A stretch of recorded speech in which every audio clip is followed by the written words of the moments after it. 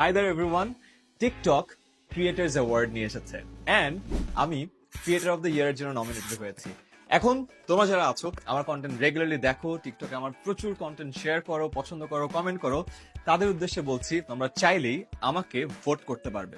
আমার প্রোফাইলে চলে যাও, বায়োতে একটা লিংক দেয়া আছে, লিংকে ক্লিক করলেই তুমি দেখতে পারবে ক্রিয়েটার্স অ্যাওয়ার্ডের জন্য ভোটিং শুরু হয়েছে এবং একদম ফার্স্ট ক্যাটাগরিটাই হলো ক্রিয়েটর অফ দ্য ইয়ার এবং ওখানে একদম শুরুতে দেখবে আমার নাম। জাস্ট ভোট বাটনে প্রেস করলেই তুমি আমাকে ভোট করে দিতে পারবে এন্ড ডেইলি একবার ভোট দেয়া যাবে।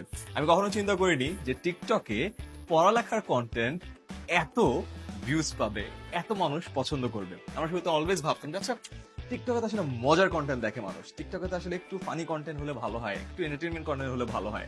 আমি অনেকদিন চিন্তা ভাবনা করে পরে আস্তে ধীরে শুরু করেছি, বাট একবার যখন শুরু করলাম তখন দেখলাম ফেসবুক ইউটিউবের তুলনায় আরো অনেক বেশি সংখ্যক মানুষ